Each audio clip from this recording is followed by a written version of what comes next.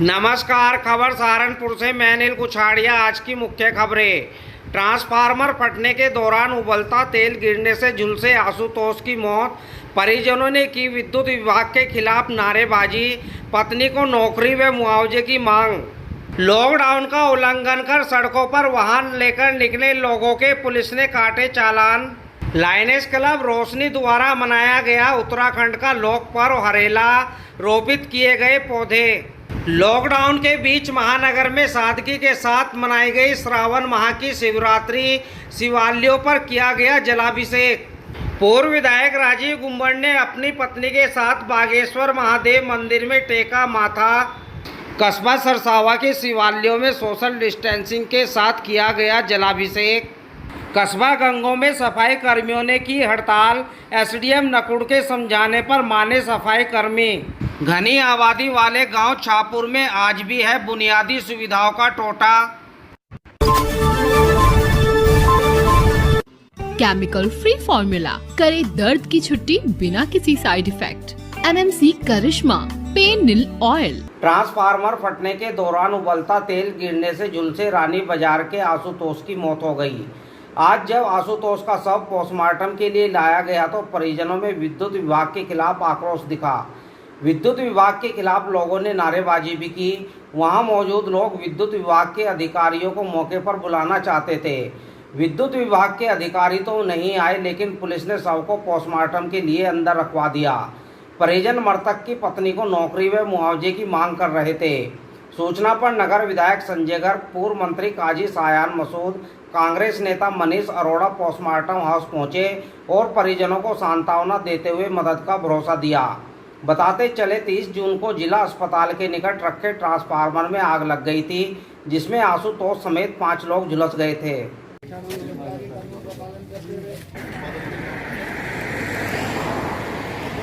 नहीं चलेगी, नहीं चलेगी, तानाशाही नहीं चलेगी, नहीं चलेगी, नहीं चलेगी, ये मनमानी नहीं चलेगी, नहीं चलेगी, नहीं चलेगी। और भी तो जो कंपनसेशन करे वो तो मुझे गिरा के बाद आप शर्मा नहीं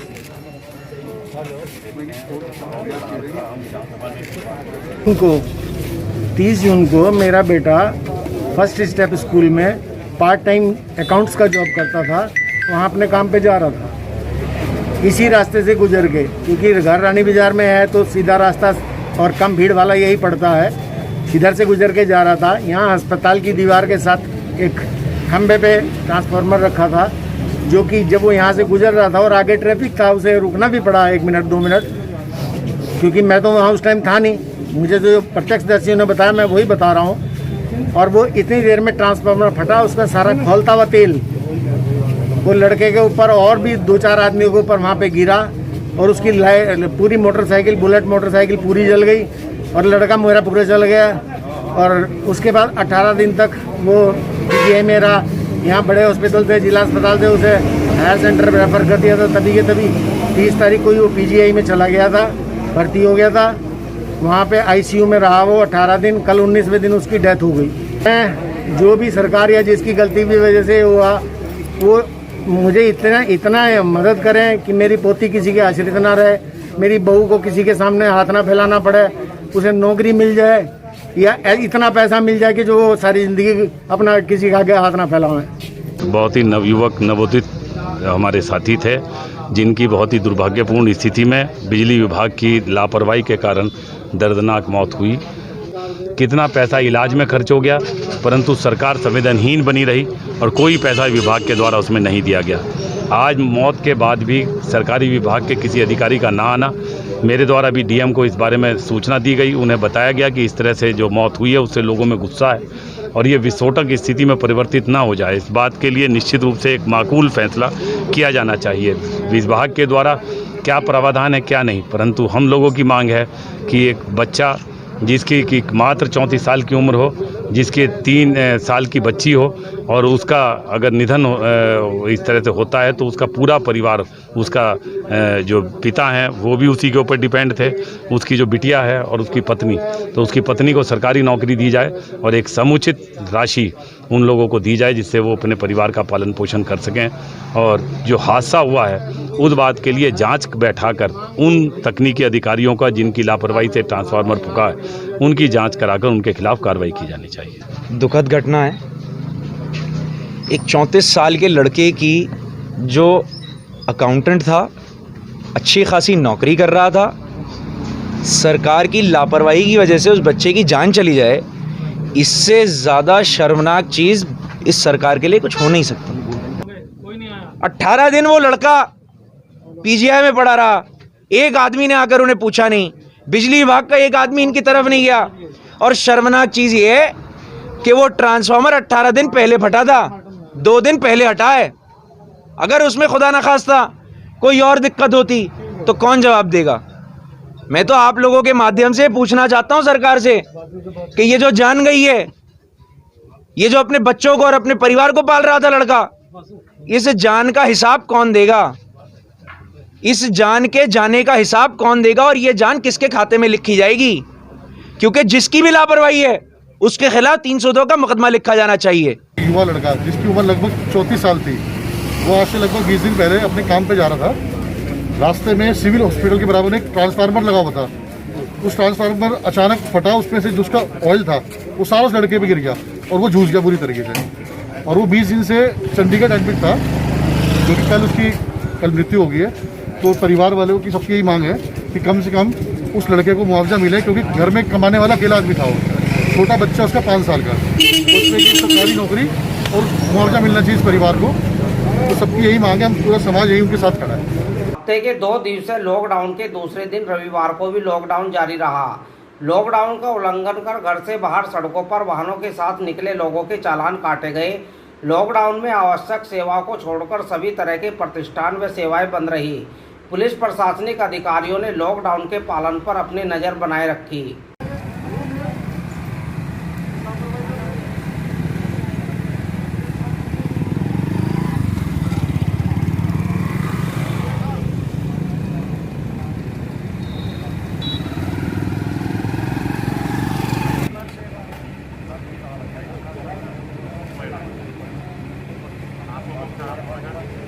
लायनेस क्लब रोशनी द्वारा उत्तराखंड का लोक पर्व हरेला मनाया गया। इस मौके पर सविता जैन, तृप्ति जैन, खुशबू जैन, रोहिणी जैन, प्रगति, अर्चना रानी, प्रेरणा, आकांक्षा, वर्षा आदि ने पौधे भी रोपित किए।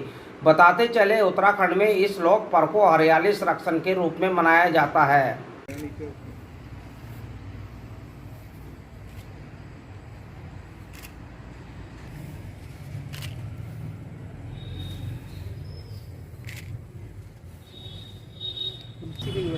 मैं सविता जैन, लायनेस क्लब रोशनी से। तो हम लोगों ने अब की बार निर्णय किया हरेला दिवस के उपलक्ष्य में कि सभी औषधीय पेड़ लगाए जाएं, और हमने अपने सभी मेंबर्स को कहा कि सभी अपने जन्मदिन के ऊपर एक एक पेड़ लगाएं और उनकी देखभाल करें। पेड़ लगाना इतना ज़रूरी नहीं जितनी कि उनकी देखभाल करना, नहीं तो पता चले कि वो पेड़ नर्सरी से भी गया और आपने देखभाल भी नहीं की तो वो वैसे मर गया। तो इसलिए हम चाहते हैं कि सभी लोग हरियाली बनी रहे। लॉकडाउन के बीच महानगर में श्रावण माह की शिवरात्रि का पर्व सादगी के साथ मनाया गया। शिवालयों में भक्तों ने जलाभिषेक कर भगवान का आशीर्वाद लिया। जलाभिषेक से पहले भक्तों को थर्मल स्क्रीनिंग व सैनिटाइजर की प्रक्रिया से गुजरना पड़ा। बिना मास्क वाले भक्तों को मंदिरों में प्रवेश नहीं दिया गया। नगर के भूतेश्वर महादेव मंदिर, बागेश्वर महादेव मंदिर, राधा विहार स्थित मंदिर समेत तमाम शिवालयों में भक्तों ने जलाभिषेक किया।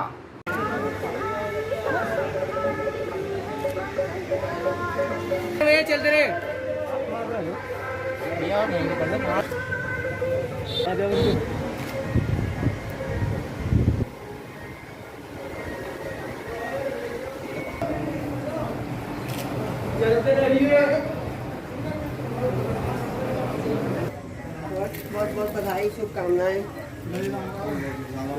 डालेंगे थोड़ी ना भैया हमारे। तो हेमंत मित्तल, भूतेश्वर महादेव मंदिर प्रबंधक समिति का मंत्री।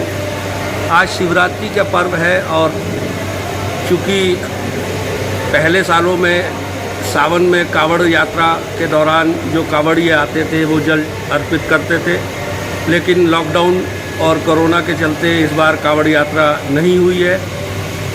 बावजूद इसके भी श्रद्धालु आ रहे हैं अपने घरों से, अपने घर से जल ला रहे हैं और भूतेश्वर मंदिर में आकर अपना घर से लाया हुआ जल सोशल डिस्टेंसिंग को अपनाकर चढ़ा है।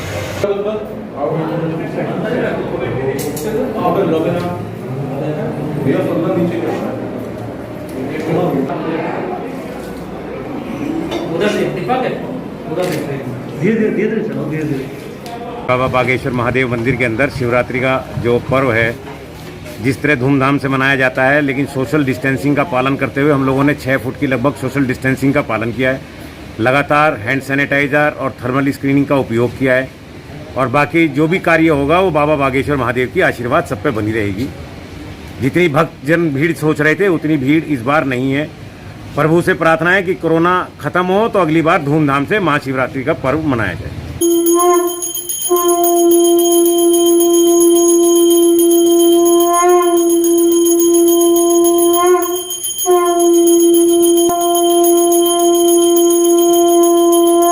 पूर्व विधायक राजीव गुम्बड़ ने अपनी पत्नी के साथ बागेश्वर महादेव मंदिर में माथा टेका और जलाभिषेक किया। उन्होंने कोरोना से दुनिया को मुक्ति देने तथा देश की खुशहाली के लिए भगवान शिव से प्रार्थना भी की।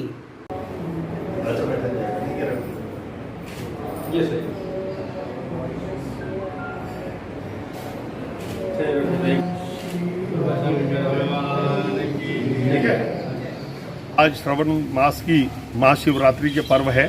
इस पर्व पर बागेश्वर मंदिर में हम लोग नमन करने के लिए आए थे। भगवान भोलेबाबा को आशीर्वाद उनका लेने के लिए आए थे, उनको जल अर्पित करने के लिए आए थे।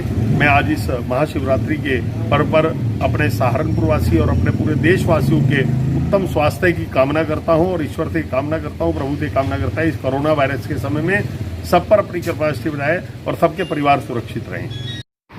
कस्बा सरसावा में इस बार कोरोना के बढ़ते संक्रमण के कारण सरकार द्वारा जारी गाइडलाइन का पालन कराने के लिए मंदिरों में पुलिस तैनात रही। नगर में नकुड़ रोड स्थित श्री वनखंडी महादेव मंदिर में ताले लटके नजर आए। मंदिर परिसर में पुलिस बल व मंदिर कमेटी के लोग मौजूद रहे। मंदिर में जल चढ़ाने आए इक्का दुक्का श्रद्धालुओं को दूर से ही जल चढ़ाने की व्यवस्था की गई। शिवालय के नज़दीक किसी को भी नहीं जाने दिया गया। वहीं ग्रामीण क्षेत्र के ग्राम झरोली, हैदरपुर, शाहजहाँपुर आदि गांव के मंदिरों में भी श्रद्धालुओं की भीड़ नहीं रही। जल चढ़ाने पहुंचे श्रद्धालुओं ने सोशल डिस्टेंसिंग को ध्यान में रखकर चेहरे पर मास्क लगा दूर से ही शिवलिंग पर जल चढ़ा देशवासियों को कोरोना से मुक्ति दिलाने की प्रार्थना की। गंगों में अपनी मांगों को लेकर सफाई कर्मचारियों ने हड़ताल कर सफाई कार्य बंद कर दिया। सफाई कर्मी उत्पीड़न के खिलाफ कार्रवाई की मांग कर रहे थे। सूचना पर एसडीएम नकुड़ पीएस राणा मौके पर पहुंचे और सफाई कर्मियों से बातचीत की। एसडीएम नकुड़ ने शीघ्र कार्रवाई का आश्वासन दिया, जिसके बाद ही सफाई कर्मी काम पर लौटे।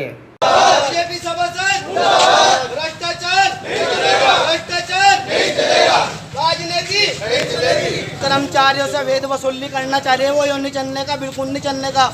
और हम मजबूर हो गए आज हड़ताल कर रहे हैं। कोई हमारी सुनने को तैयार नहीं है, पुलिस प्रशासन सुनने को तैयार नहीं। तो सफाई नहीं हो रही है ना। मैं जहाँ जहाँ घुमा हूँ कहीं पर भी मुझे सफाई नहीं मिली है। ठीक, कल हमने वहाँ पे छप्पर वहाँ सफाई करानी पड़ी। आज यहाँ पे कदम नकदी होते हैं, उस कॉर्नर पर गंदगी बहुत है। ठीक है, आपके जहाँ मैं आज गया हूँ सारे लोगों के प्रति जवाब दे हैं। ठीक है, और पब्लिक का काम है, पब्लिक बोल भी सकती है। ठीक है ना, हम लोग पब्लिक के प्रति जवाब दें। ठीक है, उसको हम अपनी प्रतिष्ठा से नहीं बना सकते। ठीक है ना, आप सफाई करिए। यदि सफाई के बाद यदि कोई आपका उत्पीड़न करता है तो उसके खिलाफ काम करना सफाई के बाद ही तो। ठीक है, नकुड़ से मात्र 5 किलोमीटर की दूरी पर गांव बड़ी छापुर की आबादी लगभग 5 से 7 हज़ार की है, जहां पर विगत 1 माह से गांव के तीनों ट्रांसफार्मर फूके पड़े होने के कारण ग्रामीणों का जीना मुहाल है। हद तो यहां तक की है कि इस गांव के लोग पीने का पानी भी दूसरे गांव से लाते हैं। ऐसा नहीं है कि इसकी जानकारी समय रहते संबंधित विभाग को नहीं दी गई। ग्रामीणों का आरोप है कि विभाग को जानकारी होने के बाद भी इतने बड़े गांव की अनदेखी जानबूझकर की जा रही है। विद्युत विभाग ने आज तक गांव की इस समस्या का समाधान करना तो दूर की बात, 1 माह से फूके पड़े ट्रांसफार्मरों को उतरवाना भी उचित नहीं समझा।